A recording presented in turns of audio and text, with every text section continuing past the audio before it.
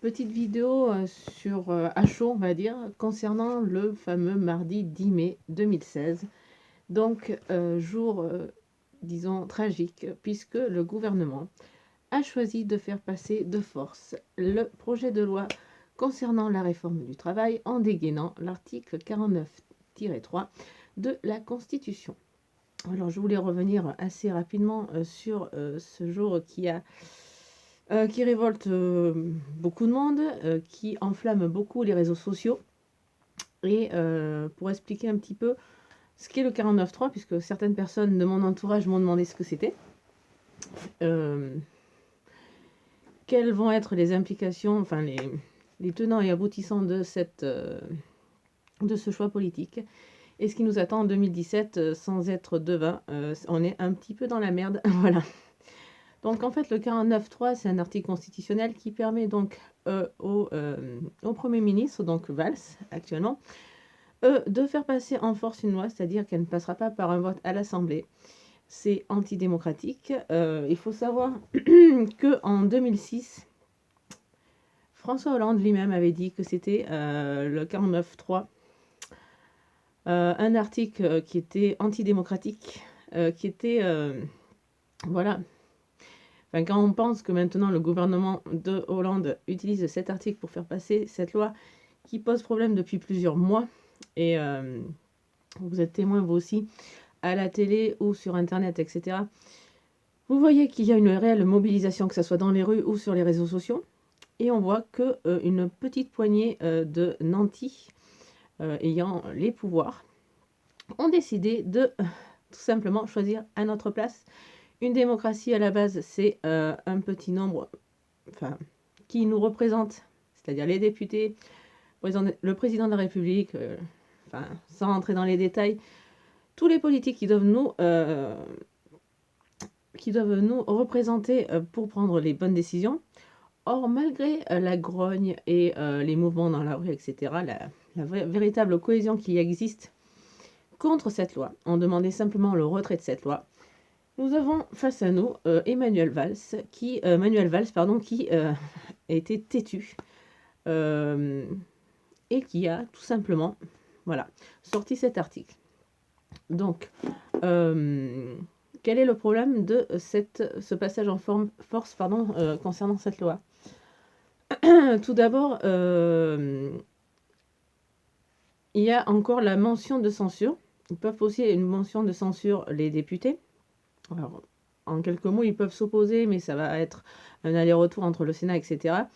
Le problème, c'est que si des députés, les frondeurs, donc ceux qui sont opposés à cette loi, c'est-à-dire les sympathisants de gauche, mais qui ne sont pas pour la politique de gauche actuelle, déposent une motion de censure, ils seront complètement grillés de leur parti politique, pour faire résumer. Donc en fait, la motion de censure, c'est un petit peu l'effet d'un pétard mouillé.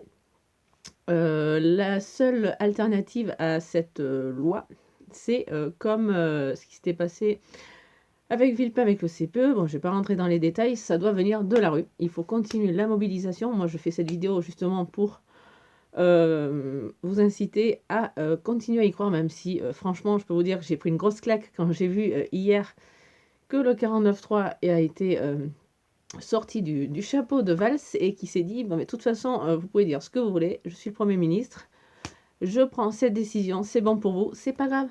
Il y aura moins de chômage, il y aura plus de précarité, même si c'est incroyable. Jetez un petit œil quand même sur... j'avais fait une vidéo un petit peu coup de gueule concernant cette loi, où j'avais parlé de 2-3 points concernant cette loi. Écoutez, c'est la porte ouverte à tout. On va être vraiment... Le salarié, c'est une loi qui est pour le patronat. Il faut être clair et net. Et le pire, c'est que j'ai entendu ce matin qu'ils vont... La seule chose qu'ils avaient fait, c'était taxer les CDD, justement pour éviter qu'il y ait trop de CDD, etc. Et bien ça, ils l'ont enlevé. Ils l'ont enlevé. Aujourd'hui, ils se sont dit, on va plus taxer les CDD, comme ça. C'est encore mieux. Ils nous la font encore plus à l'envers. Donc tout ça pour vous dire que c'est antidémocratique, cette loi. Ça va à l'encontre des intérêts du salarié. La jeunesse, les seniors, etc. Enfin, le travailleur, le salarié dans n'importe quel domaine est complètement bafoué. Il est complètement...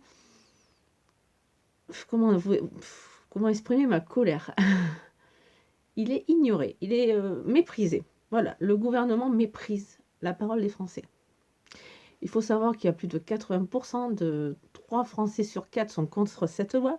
Mais c'est pas grave, le mardi 10 mai 2016, Valls a décidé et tout le gouvernement de Hollande a choisi d'aller contre le peuple français. C'est super la démocratie. Je crois que la démocratie est réduite à une peau de chagrin. Voilà, c'est juste un leurre.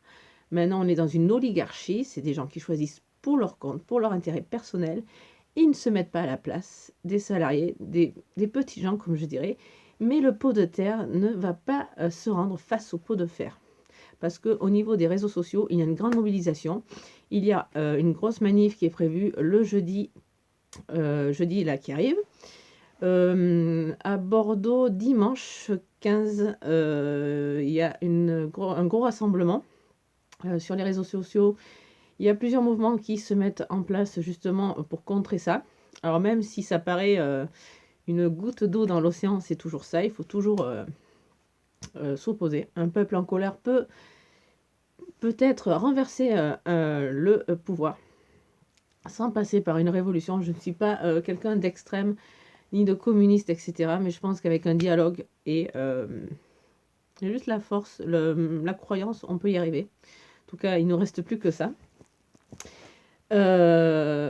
Donc, toujours rester unis, ne pas se démotiver. Surtout, croyez toujours à la justice. Moi, j'ai fait des études de droit, je peux vous dire que je suis plus qu'écœurée quand je vois ça. Je me dis que c'est pas ce que j'ai appris pendant toutes ces études. Et dernier point, tout simplement, la gauche s'est complètement tiré une balle dans le pied hier en faisant ça. Puisque 2017, il y a les présidentielles qui vont arriver. Donc je pense que sauf vraiment miracle, la gauche ne va pas repasser. Et nous aurons donc le choix entre un candidat de droite, à mon avis, sans faire de gros pronostics, ça pourrait être Alain Juppé, et l'extrême, alors je pense l'extrême droite, voilà. Donc on va se retrouver dans le même cas quand il y avait Chirac face à Le Pen, où en fait on a voté, enfin de toute façon droite, gauche, extrême, centre, pour moi c'est tous pareil. Maintenant j'avais des convictions politiques, maintenant j'en ai plus. Quand vous êtes gouverné par des gens qui n'ont pas ce côté humaniste, à quoi ça sert? Je suis pour la République, etc. Mais ces gens ont enlevé toute substance même à la République, à ses valeurs, et ça, je trouve ça indigne à leur fonction, tout simplement. Donc, en fait, si donc la droite passe, on va dire, puisque l'extrême, pour moi, ça serait le pire. Après, ça reste mon opinion, hein, vous votez qui vous voulez. Mais si la droite passe, et donc Alain Juppé, il a déjà commencé à parler un petit peu, je vais vous faire un petit topo un petit peu de ce qui nous attend dans les années à venir. Donc déjà, ça sera fini les 35 heures, donc là, ça sera clair et net. Fini le tiers payant, et puis l'ISF, qui est l'impôt sur la fortune, ça, on l'enlève, parce que comme ça fait un super cadeau pour les riches, comme d'habitude. Il ne faut pas être con quand même. Déjà qu'on a une gauche qui fait des cadeaux au patron, alors pourquoi une droite qui reviendra au pouvoir ne referait pas des cadeaux au patron? Donc voilà une petite mise en bouche de ce qui nous attend en 2017 si la droite passe. La gauche, c'est fini pour eux, c'est fini. De toute façon, moi, j'y crois plus du tout. Les extrêmes, j'en parlerai même pas, puisque pour moi, c'est des partis que je ne tolère pas, mais je suis tellement outrée déjà par le parti que je soutenais en 2012, donc je m'en tiendrai juste à ceci. Donc j'attends vos commentaires sous la vidéo pour me dire un petit peu ce que vous avez ressenti hier, puisque je fais la vidéo le lendemain du 10, là, donc on est le 11 mai, concernant donc le passage en force, comme je dis, qui est vraiment, comment dire, qui est dur, je trouve. Qui est soudain, je pensais pas qu'ils allaient le faire passer comme ça. Ça nous pendait au nez, mais là, à ce point, enfin, une provocation comme ça, j'ai bien peur qu'au niveau des manifestations, etc., les casseurs, ça va aller en force, alors que moi, je prône le mouvement, un mouvement pacifiste comme la plupart des indignés. Donc, faites-moi part un petit peu de vos opinions et puis qu'on en parle ensemble. Voilà, je vous dis à très bientôt. À plus pour un prochain coup de gueule. Ciao.